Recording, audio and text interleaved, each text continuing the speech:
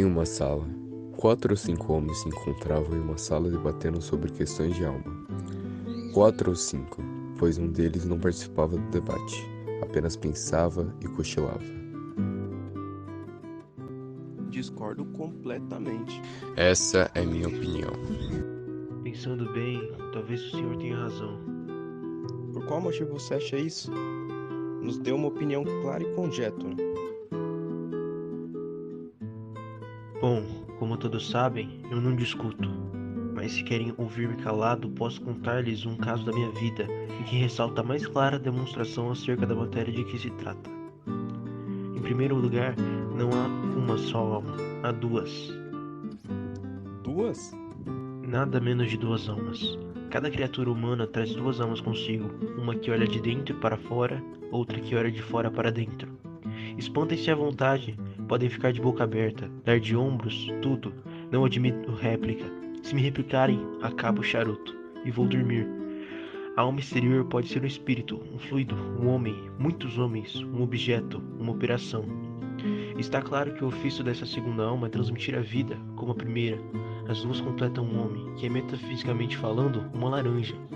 Agora, é preciso saber que a alma exterior não é sempre a mesma. Não?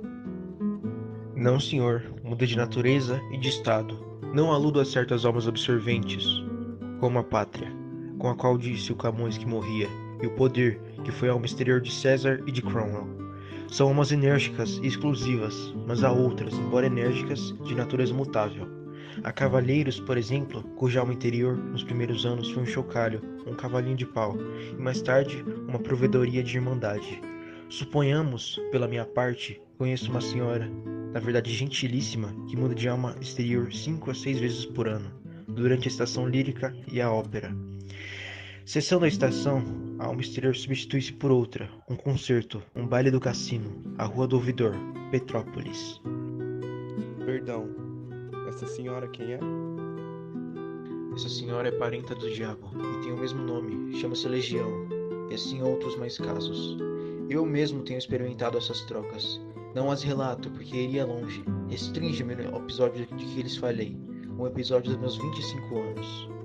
Tinha 25 anos, era pobre e acabava de ser nomeado alferes da 2ª Guarda Nacional. Meu filho, meus parabéns. seu Estou tão Alferes. orgulhosa de você. Meu filho, sua tia, Dona Marcolina, lhe enviou uma carta. Vá então uma das minhas tias, Dona Marcolina, viúva do capitão Peçanha, que morava muitas léguas da vila, num sítio escuso e solitário. Desejou ver-me e pediu que fosse ter com ela e a levasse à farda. Fui acompanhado de um pajem, que daí a dias tornou a vila, porque a tia Marcolina apenas me pelhou no sítio. Escreveu a minha mãe dizendo que não me soltava mais de um mês, pelo menos.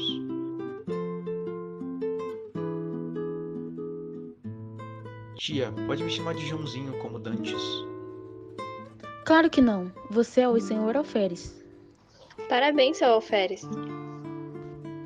Aquele é meu cunhado, irmão do finado Peçanha. Era o senhor Alferes, não por gracejo, mas a sério, e à vista dos escravos, que naturalmente foram pelo mesmo caminho.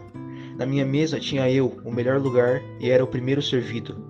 Não imaginam se lhes disser que o entusiasmo da tia Marcolina chegou ao ponto de mandar pôr no meu quarto um grande espelho, obra rica e magnífica que destoava o resto da casa, cuja mobília era modesta e simples. Era um espelho que me dera minha madrinha, e que esta herdara da mãe, que o comprara de uma das fidalgas vindas em 1808, com a corte de Dom João VI. Era a tradição. O espelho estava naturalmente muito velho, mas via-se-lhe ainda o ouro comido em parte pelo tempo, delfins esculpidos nos ângulos superiores da moldura, uns enfeites madrepérola e outros caprichos do artista. Tudo velho, mas bom. Espelho grande? Grande, e foi, como digo, uma enorme fineza, porque o espelho estava na sala, era a melhor peça da casa, mas não houve forças que a demovessem do propósito. Respondi que não fazia falta, que era só por algumas semanas e finalmente que o Sr. Alferes merecia muito mais. O certo é que todas essas coisas, carinhos, atenções, obséquios, fizeram de mim uma transformação, que o natural sentimento da mocidade ajudou e completou. Imaginam, creio eu? Não. O Alferes eliminou o homem. Durante alguns dias as duas naturezas equilibraram-se, mas não tardou que a primitiva cedesse à outra. Ficou-me uma parte mínima de humanidade. Aconteceu então que a alma exterior, que era dantes o sol, o ar, o campo, os olhos das moças, mudou de natureza e passou a ser cortesia e os rapapés da casa. Tudo o que me falava do posto, nada do que me falava do homem. A única parte do cidadão que ficou comigo foi aquela que entendia o exército da patente. A outra dispersou-se no ar e no passado. Gostares de acreditar? Não? Custa-me até entender. Vai entender. Os fatos explicarão melhor os sentimentos. Os fatos são tudo. A melhor definição do amor não vale um beijo de moça namorada. E, se bem que me lembro, um filósofo antigo demonstrou movimento andando. Vamos aos fatos. Vamos ver como, ao tempo em que a consciência do homem se obliterava, a do Alfred tornava-se viva e intensa. As dores humanas, as alegrias humanas, que eram só isso, mal obtinham em mim uma compaixão apática ou um sorriso de favor. No fim de 3 semanas era outro, totalmente outro. Era exclusivamente alferes.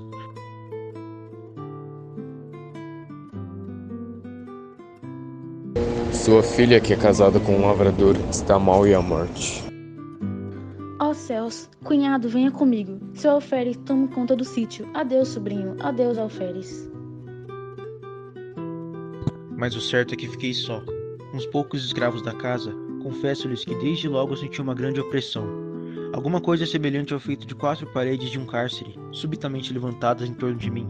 Era alma exterior que se reduzia. Estava agora limitado a alguns espíritos boçais. O alferes continuava a dominar em mim, embora a vida fosse menos intensa e a consciência mais débil.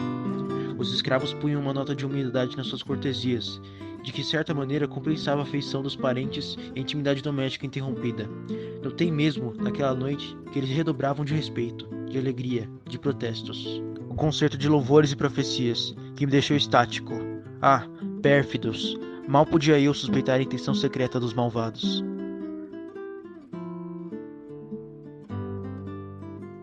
Estou sozinho, resolveram fugir durante a noite. Nenhum ente humano. Parece-lhes que isso era melhor do que ter morrido? Era pior.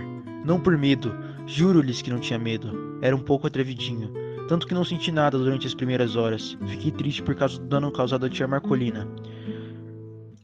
Finalmente esperei que o irmão do tio Peçanha voltasse naquele dia ou no outro, visto que tinha saído havia 36 horas. Mas a manhã passou sem vestígios dele. À tarde comecei a sentir a sensação como de pessoa que houvesse perdido toda a ação nervosa e não tivesse consciência da ação muscular. As horas batiam de século a século no velho relógio da sala, cuja pêndula tic-tac, tic-tac, feria a minha alma interior como um piparote contínuo da eternidade. Ninguém, nas salas, na varanda, nos corredores, no terreiro, ninguém em parte nenhuma. Riem-se?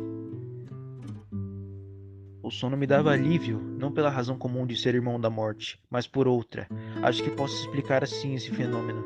O sono, eliminando as necessidades de uma alma exterior, deixava atuar a alma interior. O próprio vidro parecia conjurado com o resto do universo. Não me estampou a figura nítida e íntegra, mas a vaga, esfumada, difusa, sombra de sombra. A realidade das leis físicas não permite negar que o espelho reproduziu-me textualmente, com os mesmos contornos e feições. Assim devia ter sido, mas tal não foi minha sensação. Continuei a vestir-me, subitamente por uma inspiração inexplicável, por impulso sem cálculo, lembrou-me. Se for incapaz de adivinhar qual foi minha ideia, estava a olhar para o vidro, com uma persistência de desesperado, contemplando as próprias feições derramadas e inacabadas. Uma nuvem de linhas soltas, informes. Quando tive o pensamento, não sou capaz de adivinhar. Imaginai um homem que, pouco a pouco, emerge de um letargo, abre os olhos sem ver, depois começa a ver, distingue as pessoas dos objetos, mas não conhece individualmente uns nem outros. Enfim, sabe que este é fulano, aquele é cicrano, aqui está uma cadeira, ali é um sofá, tudo volta ao que era antes do sono. Assim foi comigo. Olhava para o espelho, ia de um lado para o outro, recuava, gesticulava, sorria e o vidro exprimia tudo. Não era mais o autômato, era o ente animado. Daí em diante, fui outro. Cada dia, a uma certa hora, vestia-me de alferes e sentava diante do espelho, lendo, olhando, meditando. No fim das 2, 3 horas, despia-me outra vez. Com esse regime, pude atravessar mais 6 dias de solidão sem o sentir.